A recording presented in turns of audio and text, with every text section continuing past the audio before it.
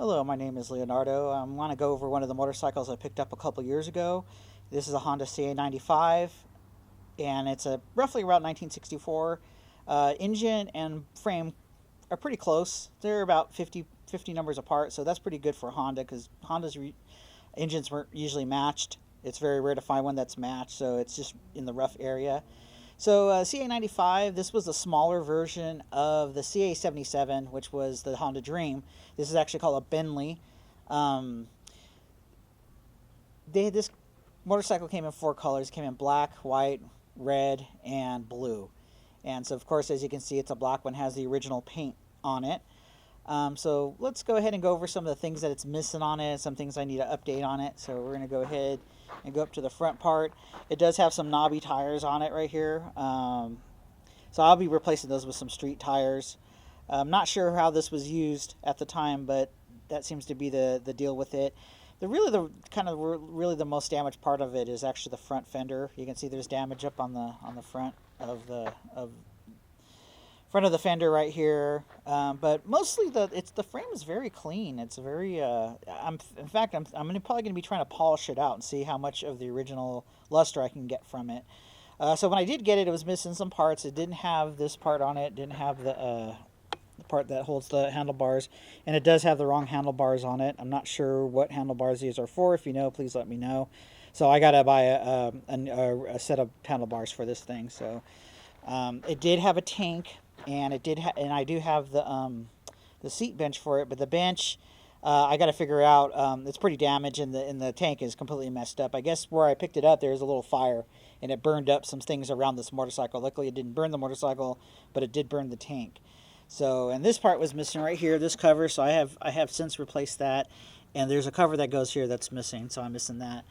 Now, if you notice the pipes on it, these are aftermarket pipes, but they're very period. I have seen at least 5 or 6 different Benleys with these type of pipes on them. I'm not sure who made them, but I prefer to have the original ones, of course. But yeah, this is very common to see this style of pipes on a Bentley from that. So it's missing one of the side hatches covers. There's 2 of them. I have the other one. These are the plastic ones. I prefer the metal ones, but the plastic covers you can get them like reproduction ones for like 30-40 bucks on eBay. So I'm just going to get new covers on it. I prefer the metal ones. When I did get it, the back tire right here, the bolt that goes through it was missing. So the tire was just hanging off it. And I did buy the bolt, but I didn't put the spacer grommet in it. So I gotta pull the pipe off and put the grommet that came with it. At the time, I didn't have the time to do it, but I'm going to get it so it can roll a little bit better because as you can see, it's like falling out of the hub there. So there's some damage. This is really the only major damage is this one right here. And then lights missing the lens, of course. Flipping it around on this side, same thing with the pipes on this side. We got some pipes, and there's the plastic cover for it. The other side was missing the shifter, but I do got this kickstart, but unfortunately, the engine is frozen, so I'm trying to figure out how to get it going. There's a lot of videos online of how you can get these engines going. So I've been following a lot of the instructions, and hopefully, if I can get it to turn, it seems like every one of those videos, once you can get it to turn, the thing starts right up. So, but as you can see, the starter right here is not connected. You can see down in there, it's not connected. The bolts are missing, so I do got to get some bolts to reattach that part of the bike. But coming back here, you can see that even though it's a little dirty and stuff, I'm going to try to polish this out. I'm going to try to wet sand it this weekend, see if I can kind of get out that original luster of the paint of the motorcycle. And so that's kind of going to be my plan this weekend.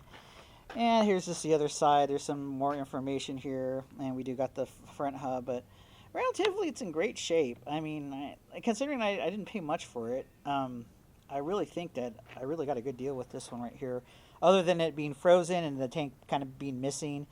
But all the stuff I need for it is not a lot. Just some handlebars and some bolts and some other things. You can maybe get some new pipes for it and everything.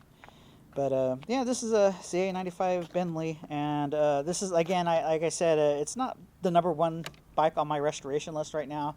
I have a Yamaha YG1, and I have a Gilera Sears 124. that are my main projects right now. But I think this one's a nice little side one. I think I can just get it going and just kind of just enjoy it. Get some new tires, new handlebars, some of the bolts, and just get new covers, battery, and everything. So I'm gonna start tinkering with it very soon. But it's cool. It's a cool bike. I like it. I think it's a little bit smaller than the CA77, a Dream. I do have a Dream, but that's a big bike, and this one's only a 150. So I think I'm going to be practicing with this motorcycle before I get the Dream going, and get to know a Honda, and then I can just move up to the 305. So anyway, thank you so much. I'll do some updates as soon as I get more work done on it, and thank you very much.